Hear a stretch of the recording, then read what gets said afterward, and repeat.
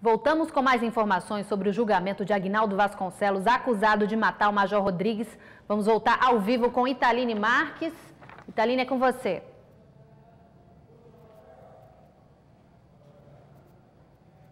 Sabrina, quem está sendo ouvido neste momento agora é um vizinho do Aguinaldo, o réu, que teria presenciado parte daquela situação que terminou na morte do Major.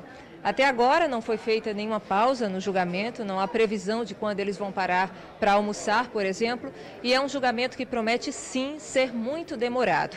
Mas, apesar disso, a promessa, a previsão é de que ainda hoje, creio que no início da noite ou durante a noite, deve sair a sentença desse caso. E a partir desse resultado, acusação e defesa, se quiserem, podem pedir recurso. E a reclamação sendo aceita pela Justiça, pode acontecer um novo e último julgamento desse caso. Sabrina. Obrigada, Italine. Vamos acompanhar todo esse julgamento. Até amanhã.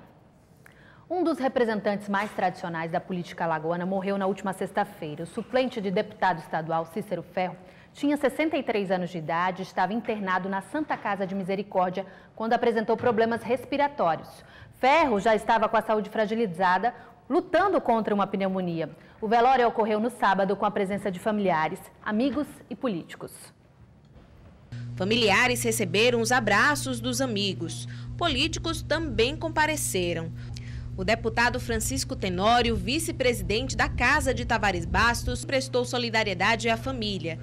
O prefeito de Maceió, Rui Palmeira, também esteve no velório. Trago aqui o meu sentimento aos seus amigos e, sobretudo, a viúva, as filhas, enfim, os familiares que perderam seu ente querido. Cícero Ferro era natural da cidade de Minador do Negrão, no interior de Alagoas. Na política alagoana, ele foi acusado na Operação Taturana, que investigou o desvio de dinheiro público na ALI, onde deputados e ex-deputados teriam pago empréstimos pessoais com recursos do parlamento.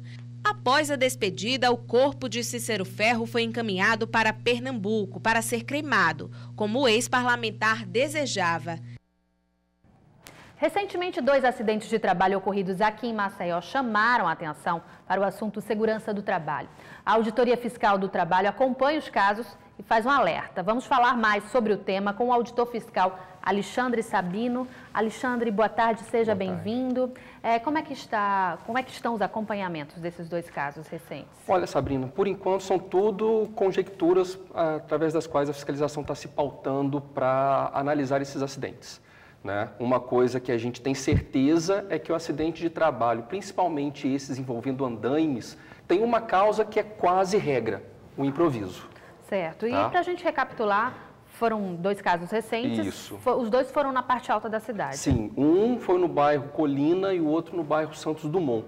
O do bairro Colina, o trabalhador aparentemente fazia um serviço de uma fachada, tá? Num prédio de 1 andar, 2 andares. E o outro, no bairro Santos Dumont, foi um pintor que caiu fazendo serviços numa igreja. Né? Houve vítima fatal. Os 2 faleceram em função da queda. Né? Se não me engano, porque não sou eu pessoalmente que estou acompanhando esses acidentes, um foi em função da proximidade com a rede de alta tensão. Que é um dos pontos que vocês avisam, está dentro da norma de segurança, tem que ficar longe da rede elétrica. Assim, nas atividades que giram em torno da construção civil, a gente sempre fala que são 3 estatisticamente comprovados fatores que mais causam acidentes: queda, choque elétrico e soterramento.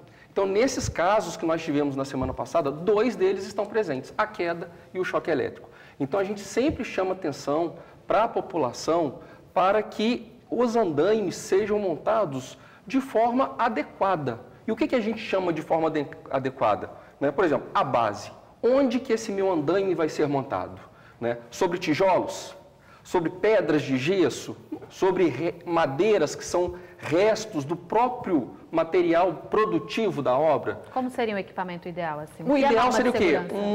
Uma base nivelada. Né? Andaimes com pés reguláveis, porque você sempre tem uma diferença de nivelamento daquela base, então você pode, como o pé da nossa geladeira, né? Sempre tem aquele pé que você pode nivelar, né? Dependendo do local onde ele vai ficar. Né? As estruturas montadas adequadamente, o piso de trabalho forrado completamente. Nós vemos muitas vezes uma tábua bem precária, isolada, né, servindo como posto de trabalho. E as pessoas têm que estar com o EPI, né, os equipamentos de proteção. Sem dúvida, mas o EPI é importante a gente destacar, Sabrina, é o último item da lista. Por exemplo, esse trabalhador, ele está precisando escalar a estrutura metálica do andaime ou ele tem uma escada de acesso? A escada é obrigatória. O piso nivelado é obrigatório. A forração completa do posto de trabalho desse trabalhador, né, também é obrigatória. E um dispositivo que a gente chama de guarda-corpo, contra a queda tanto do trabalhador quanto do material que ele está utilizando, porque o material pode cair em quem está passando por baixo. E se seguissem todas essas normas, né, tantos acidentes poderiam ter sido evitados assim, ou minimizados, né, de repente não haveria morte.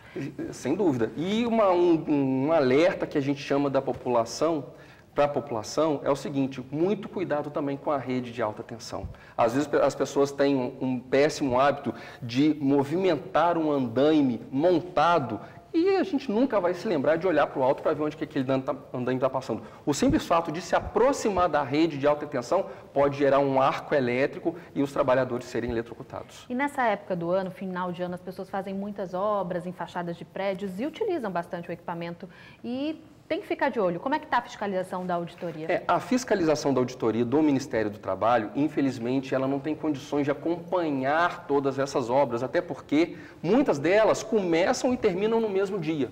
A gente sempre chama a atenção também dos contratantes. Porque se eu estou contratando um profissional e ele se responsabiliza pela montagem do equipamento, no caso o andaime, eu que estou contratando o serviço, eu também sou responsável pelas condições de segurança daquele trabalhador. A auditoria não tem condição de acompanhar devido à quantidade de obras para um número de efetivo, né? Outro órgão poderia também ajudar nessa fiscalização, tipo o CREA? Hoje, nós, um grupo do qual o próprio Ministério do Trabalho faz parte, nós chamamos de CPR, Comitê Permanente Regional da Indústria da Construção Civil. É um grupo formado pelo Sindicato dos Trabalhadores, pelas entidades que representam as construtoras e pelo governo. O governo tem aí o Ministério do Trabalho, o Sereste, a Fundacentro. Está sendo formada uma comissão aqui em Maceió justamente para que ela consiga fiscalizar essas obras que são muito rápidas, muito repentinas, levando orientação aos construtores e aos contratantes.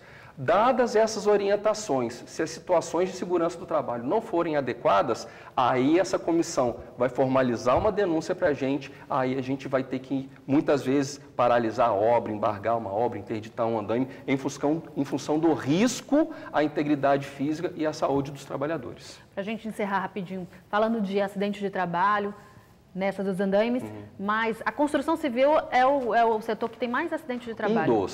Um dos. E mas é o primeiro lugar aí ou tem outro setor? Não é, mas com relação a que a gente sempre chama a atenção da construção civil, é porque existe aquele hábito: eu nunca me acidentei, então eu nunca vou me acidentar. Muitas atividades são rápidas, são ligeiras e às vezes a gente deixa de lado fatores de segurança pensando em produtividade. E a gente tem que pensar primeiro na nossa integridade física. Prevenir, né? Exatamente. É sempre melhor e mais barato do que remediar. Verdade. Alexandre, muito obrigada pelas informações. Uma boa tarde para você. A gente está à disposição. Eu que agradeço, Sabrina. Obrigado. Muito obrigada também. E você pode rever todo o JD no site tv.verde.tv.br. E o Jornal do Dia, da TV Ponta Verde, emissora do Sistema Opinião, termina aqui. Nos vemos amanhã depois do Plantão Alagoas. Uma boa tarde para você e um bom começo de semana.